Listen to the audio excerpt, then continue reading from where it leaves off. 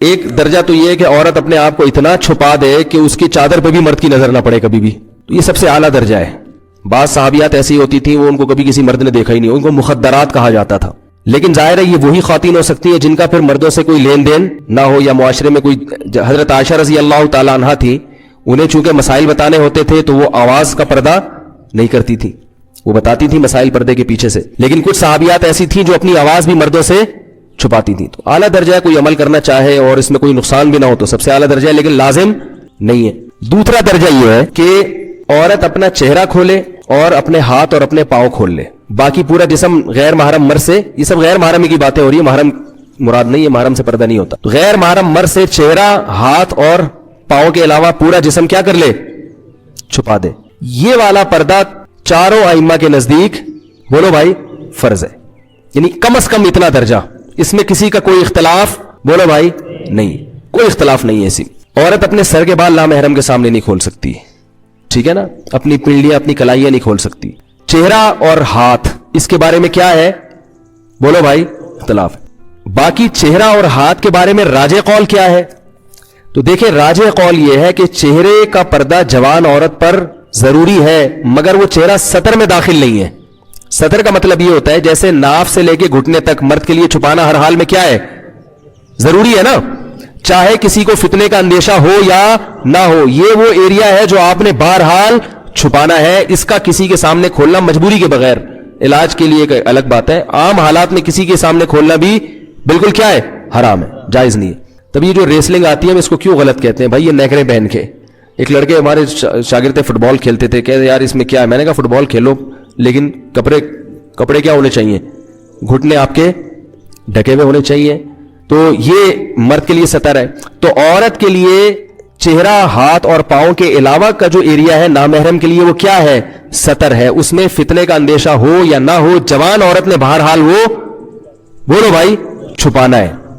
بوڑھی عورتوں کو کچھ چھوٹ دی ہے شریعت نے، لیکن جوان عورت نے، اور 50 سال کی عورت بھی یاد رکھو جوان ہوتی ہے. بعض لوگ جوان کا مطلب لیتے ہیں کہ 19 سال کی ہو، جب تک بالکل اس کو اتنی چہرے پہ جھریاں نہ آ جائے کہ استری کرنے کی باقاعدہ ضرورت پڑ جائے. اتنی جب تک جھریاں نہیں آتی وہ کیا سمجھی جاتی ہے شریعت کی نظر میں؟ جوانی. اتنی زیادہ اس میں اٹریکشن ختم ہو جائے کہ کسی کو پیسے بھی دو نا تو وہ شادی کرنے کے لیے تیار نہ. جیسے ایک چٹکلا ہے، ٹائم ہے سنا دوں.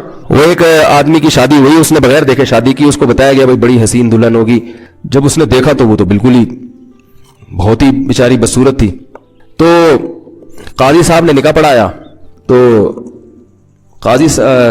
اس نے قاضی صاحب سے پوچھا جی آپ کی نکاح پڑھانے کی فیس کتنی ہے؟ قاضی صاحب نے کہا جتنی اچھی تمہیں دلہن لگ رہی ہے نا اتنے پیسے دے دو. بھائی پہلی رات میں دلہن تو سبھی کو اچھی لگتی ہے نا. قاضی صاحب کا خیال تھا 1-2 کروڑ روپے تو ملیں گے لازم. جتنی اچھی تمہیں دلہن لگی ہے اس حساب سے کیا کرو، نکاح میں نے پڑھا ہے، اس دلہن کو حلال میں نے تمہارے لیے کیا ہے، تو مجھے ظاہر ہے تگڑی رقم ملنی چاہیے. جیسی تمہیں دلہن دلائی ہم نے، یعنی تمہارے لیے حلال کی ہے نکاح پڑھا کے، تو اس حساب سے کیا ہونا چاہیے؟ ہمارا کمیشن ہونا چاہیے. تو اس آدمی نے کیا کیا؟ 10 روپے پکڑا دیا. کیا کیا؟ قاضی صاحب کا منہ لٹک گیا، یار یہ کیا؟ تو اس نے کہا کہ بھائی قاضی صاحب آپ بھی ذرا گھونگھٹ ہٹا کے دیکھ لیں.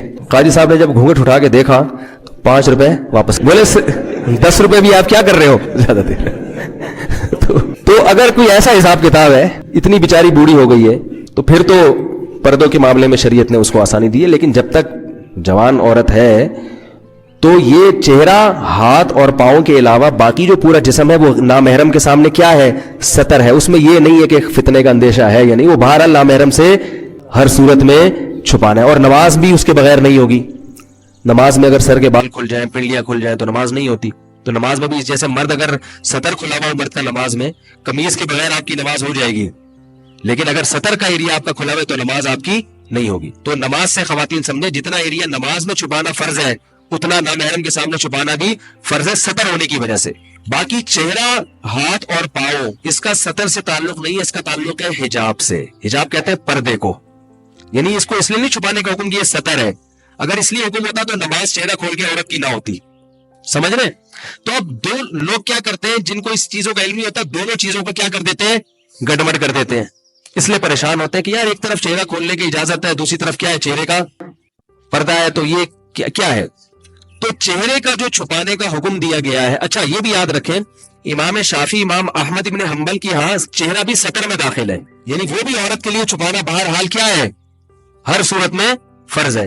لیکن بر صغیر میں فقہ حنفی کو فالو کیا جاتا ہے, اس لیے میں فقہ حنفی کے مطابق بتا رہا ہوں. دلائل دونوں کے پاس ہے قرآن و حدیث کی روشنی میں. تو فقہ حنفی میں امام ابو حنیفہ کی رائے کے مطابق جو عورت کا چہرہ جو ہے وہ سطر میں داخل نہیں ہے. تو وہ اس لیے فقہاء حنفیہ نے کتابوں میں یہ لکھا ہوا ہے کہ عورت پر چہرے کا چھپانا فرض نہیں ہے نامحرم سے. فرض نہ ہونے کا مطلب کیا کہ وہ سطر میں داخل نہیں ہے. بعد کے علماء نے فتویٰ اسی پر دیا کہ اس کا تعلق کس سے ہے؟ حجاب سے. تو جہاں فتنے کا اندیشہ ہوگا وہاں عورت کو چہرہ چھپانے کا حکم دیا جائے گا. جہاں فتنے کا اندیشہ نہیں ہے یا کوئی ضرورت ہے وہاں چہرہ چھپانے کا حکم نہیں دیا جائے گا. تو یہ بات پوری دنیا جانتی ہے کہ جوان عورت کا چہرہ کھولنے میں یقیناً فتنے کا اندیشہ. کوئی اگر کہتا ہے نا کہ نہیں چہرے میں فتنہ نہیں ہے تو ایسا نہیں ہوتا.